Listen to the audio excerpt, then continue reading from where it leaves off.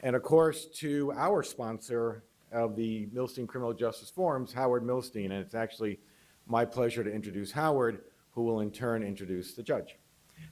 Many of you have heard me speak about Howard in the past, and it's always a great pleasure to do so. This was completely unintended, but we've ended up with a common theme today, and the theme is in some ways budget cuts. The judge is obviously going to talk about that, as you know, but Howard has been actually very involved in a budget cut of the best kind, which is he is chairman of the New York State Thruway Authority, and in that capacity has authority over the building of the new Tappan Zee Bridge, and has come in with a plan for that bridge that literally will save the states billions, that's with a B, not with an M, with a B, billions of dollars, which is a remarkable achievement. I frequently urge Howard to go to Washington and do the same thing with the federal budget. We can't quite get him to go down there full time, but we're still working on that. So that has been just what we like to call productive cutting, and it's really a remarkable achievement, and you deserve enormous credit for that. But Howard's philanthropy extends to many, many aspects of our community. He is, as you know, a hugely successful businessman, but one who takes literally a third of his time and carves it out to work in person with not-for-profits and to also donate just enormous sums of money to various institutions for which we all benefit. He has always understood that the safety of the public is core to any successful urban area, any area at all. If economies are going to thrive, if people are going to lead full productive lives, they need to do so in safe environments. And Howard has always taken that as his own mission because he believes that we all have a responsibility in our collective safety, and has not only given of himself, but has been a steady supporter of many groups, including the Crime Commission, for a long, long time. He sponsors this forum, which brings many people from both the city and the country and around the world to speak to us about important issues. He is that rare philanthropist who will actually invest in new programs. If you think raising private venture capital is hard, try raising it in the not-for-profit sector. It's a very tough thing to do. We have a very active cyber program now, which now has a very good relationship with the FBI. We are developing one with the NYPD. We're beginning to reach into London, and that's all because Howard believed in our vision for this and was willing to give us the initial investment. And without that, our cyber work would be nowhere.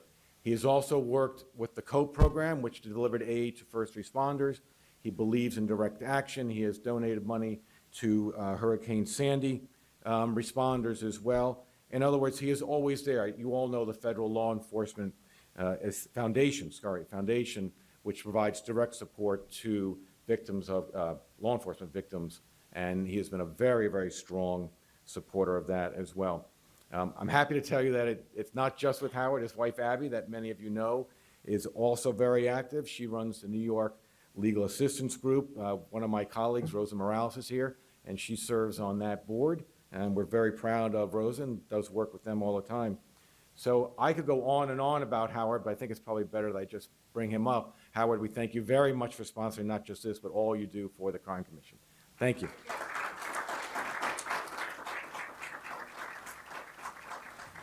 Thank you, Richard. So I think that speech was designed to enable everybody to finish their breakfast, but evidently due to budget cuts, there was no breakfast. So it probably went on a little longer, but thank you for those generous remarks. It's my pleasure this morning to introduce Chief Judge Preska. As you know, there are lots of reasons that we all look forward to these fora. Today's speaker, Chief Judge Loretta Preska, continues the forum's tradition of substance, cutting-edge information, and insight into topical issues. Judge Preska is a native of Albany and has degrees from the College of St. Rose, Fordham University School of Law, and the New York University School of Law.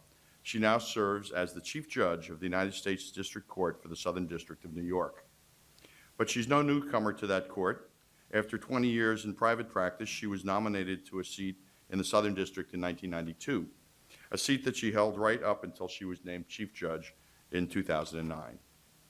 In that same year, she received the Stanley Fuld Award, given each year by the New York State Bar Association's Commercial and Federal Litigation section in honor of outstanding contributions to commercial law and litigation.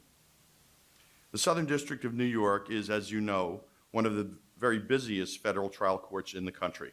It handles a wide range of cases, including white-collar crime, terrorism, organized crime, and a vast array of civil matters. But I do want to make note of some of the key cases on which Judge Preska has ruled. They read like a behind-the-scenes look at the headlines of our time. In Bloomberg LP versus the Board of Governors of the Federal Reserve System, Judge Preska presided over a suit brought under the Freedom of Information Act to require the Fed to divulge the names of private financial institutions that received the $1.2 trillion in public bailout money, along with the types and amounts of collateral provided. Somali pirate Abdulwali Moose, who I think is depicted in the movie you're seeing now called Captain Phillips, was arraigned before Judge Preska and later sentenced to 33 years in prison. Ahmed Khalfan Galani came before Judge Preska as the first detainee brought from Guantanamo Bay military prison to stand trial in the U.S. civilian court. According to the New York Times, he worked as a document forger for al-Qaeda, preparing passports, travel, and identification documents for operatives to use in carrying out terrorist acts, and even working as a bodyguard and cook for Osama bin Laden. Hacker activists Hector Xavier Monsegur, who took part in the activities of the online group Anonymous, and Jeremy Hammond, who gained unauthorized access to restricted computer systems, also came through Judge Preska's court. Today, we look forward to another behind the headlines and Judge Preska's briefs as she tells us about one of the pressing issues of our time, the little understood impact of budget cuts on the administration of justice. While the recent budget deal in Congress should remove some of the cuts and reduce some of the stress on resources, and funding levels will still remain very low. What does this mean for law enforcement, the courts, and the federal justice system? Please welcome Chief Judge Loretta Preska.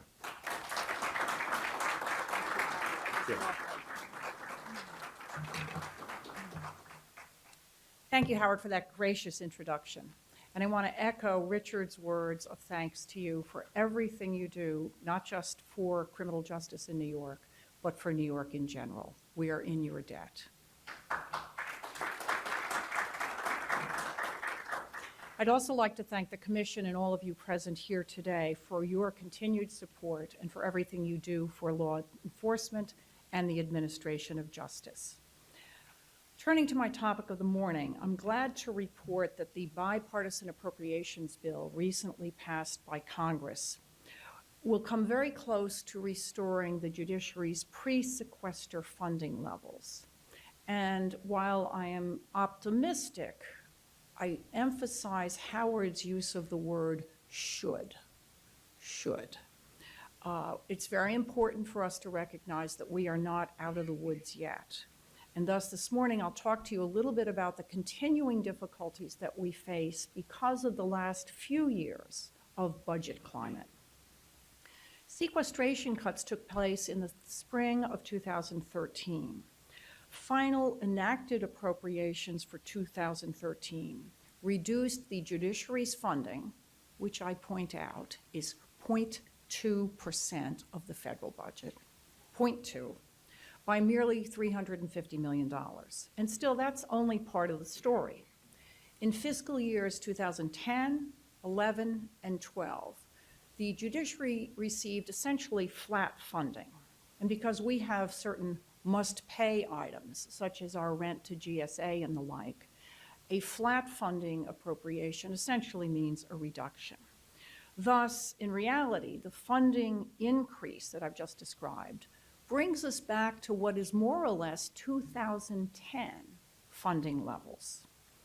These funding constraints are having a very real and troubling effect on the federal courts. In his year-end report on the federal judiciary, Chief Judge John Roberts noted the crisis imposed by sequestration funding as, quote, the single most important issue facing the courts, close quote, and described, quote, a deepening threat to public safety, close quote, if the budget were to remain at its current level. Indeed, sequestration has caused us to cut our operations to the bone, or, as Judge Sterling Johnson said in a recent opinion, to the marrow. If we were forced to continue to operate at those funding levels, it would have profoundly compromised our constitutional and statutory mission, public safety, and the quality of our justice system. So with that, I'd like to talk about the concrete continuing effects that these budget issues have enforced on the judiciary. And these are things that are vital to keeping our communities safe and providing needed services to our defendants and offenders. First, with respect to probation, and I note the presence in the back row of our Chief Probation Officer, Michael Fitzpatrick. In monitoring defendants on supervised release and helping these offenders transition back to the community, probation has the dual task of rehabilitating the criminal offenders and protecting the public. In January 2009, our probation department had a staff of 155. Today, 125. In October of 2008, average caseload per officer, 52. Today, 66.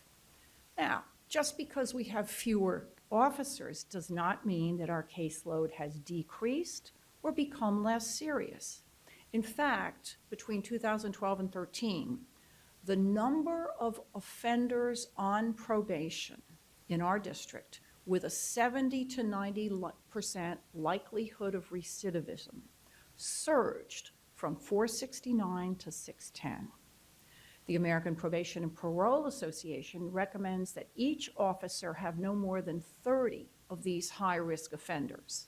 Using that ratio, we should have increased our officers by 4 rather than decreasing them.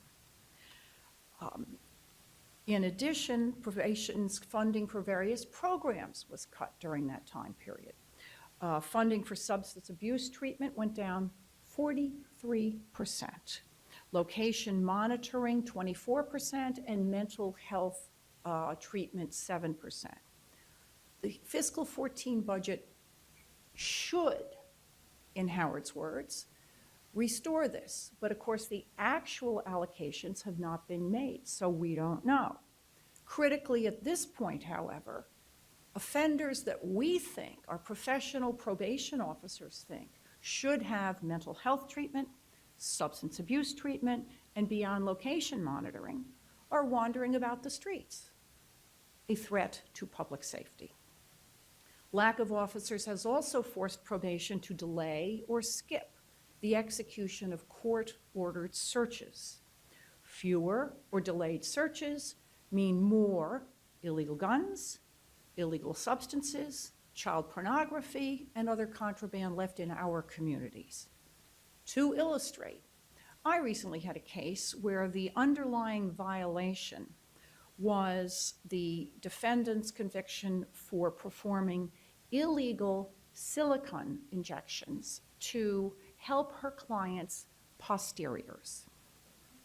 While on supervised release, she reportedly resumed her prior illegal activity. When the search was executed, the officers found syringes, duct tape for initial wrapping after injections, and, are you ready for this? Super glue for application to the injection site in case of oozing. They also found air guns made to resemble real guns. Again, an obvious threat to public safety, which if that search had been delayed or skipped, who knows? Lack of personnel has also forced probation to cancel our reentry court, a program designed to assist high-risk offenders in their reentry to society. Now, another large part of probation's job is to draft a detailed report prior to sentencing on the defendant's criminal history, personal background, and the circumstances surrounding his or her offense. These reports, strangely called pre-sentence reports, often perform technical and very frequently complicated calculations to make a recommendation to the judge about the defendant's sentencing under the sentencing guidelines. Because of understaffing, sentencing dates for non-incarcerated defendants have been pushed out from 90 to 120 days after conviction, so that probation has enough time to prepare these reports, which often go to 35 or 45 pages. So that they have enough time. The annual number of reports per officer has gone from 45 in 2008 to 56 in 2013. So think about writing a huge report and increasing that number. Let's look at pretrial services, and I acknowledge the presence also in the back row of Pretrial Services Officer Art Penny. Pretrial services officers interview defendants immediately after their arrests, and they make recommendations to the court for bail, and they also supervise these defendants while they are on bail in the community. Right now, Pretrial Services has 16 vacant positions and is operating at 74% of authorized staffing. At the same time, our caseloads have gone up. In 2010, Pretrial Services had 932 supervision cases. In 2013, that had risen to 1,058. The average caseload per officer has gone from 45 to 53. These increased caseloads cause serious delays because of in the processing of new arrests. And, Georgia's agents are very familiar with this because they have to wait around while it happens. As a result, FBI agents, judges, attorneys, defendants' families, and court staff are left waiting while pretrial does its jobs. These delays are often exacerbated by the nature of arrests in this district. As many of you know, many of our arrests are executed in sweeps, where all members of a criminal scheme or enterprise are pulled in at the same time to avoid, among other things, flight. Often these are high-volume operations, and in one recent week, we had 22, 12, and 13 defendants picked up in sweeps on 4 of the 5 days of that week. And those are, of course, in addition to the run-of-the-mill arrests. So because pretrial must continue and complete its work prior to the time the court and the lawyers start their work, fewer pretrial services officers create significant delays when many defendants are arrested. And obviously, this pushes up costs, with lawyers sitting around and waiting and the like. To cope with some of these problems, pretrial has reduced the time some of its supervisees stay in substance abuse and mental health treatment, and have removed some of these defendants from treatment altogether. It's also reduced the number of urine tests it conducts because, of course, that's costly also. All of this constitutes a threat to our public safety. Now, what about the security of our courthouses? As Howard has mentioned, we have one of the busiest courts in the country. We have 47 district judges and 15 magistrate judges. In this past October alone, our court conducted 8 bench trials and 28 jury trials and called almost 2,400 jurors to our court. In November, 7 bench trials, 17 jury trials, and almost 1,400 jurors. One of my cases that we were discussing this morning, approximately 80 supporters of Assemblyman Eric Stevenson, a Bronx assemblyman now convicted of bribery, came to watch the closing arguments on January 13th. And I'll just note, even though DA Johnson isn't here, this was a joint operation between the Southern District of New York and the Bronx DA's office. Despite this volume, we have been forced to cut back the hours of our court security officers, the people who process our visitors and when they come in the courthouse. Now the lines to enter the courthouse literally wrap around the building in weather like this. And of course, that's meant crushing delays for attorneys, for defendants, their families, their supporters, and even the reporters on their way in to observe hearings. Also of great concern is that we have fewer officers securing our courthouses. These fewer officers can't confront in the same manner the suspicious visitors that we see or respond to emergencies. We have fewer officers to watch over the perimeters. The federal courts in the southern and eastern districts, and I note the presence of the marshal and the district executive from the eastern district, face security risks that are unlike any other federal court. For example, in the Southern District, the following cases are coming up for trial in the next half a year. United States against Abbasi, in which a Tunisian student accused of visa fraud is linked to the Al-Qaeda plot to blow up a Canadian railway. United States v. Hajj, in which Osama bin Laden's son-in-law and several others, including Abu al-Libi, the subject of a recent high-profile grab in Libya, are charged with multiple murders in connection with the East Africa embassy bombings, and United States v. Mustafa, in which an Islamic cleric is accused of aiding and abetting Osama bin Laden and al-Qaeda, and he'll be tried in March of this year. The federal courthouses in which cases like these proceed are natural targets for attack, and George knows all about this. On New Year's Eve of 1982, the FLAN detonated a bomb outside of the Brooklyn Federal Courthouse, where several members of FLAN had been prosecuted. In the past calendar year, there were 63 threats of violence made against members of the judiciary and other court officials, including assistant United States attorneys, in the Southern District of New York alone. There were 42 such threats against judges and court officials in the Eastern District, including a plot to assassinate Judge Joe Bianco and an assistant. As you probably read, Judge Keenan of our court tried the case in the Eastern District and received a guilty verdict last Thursday.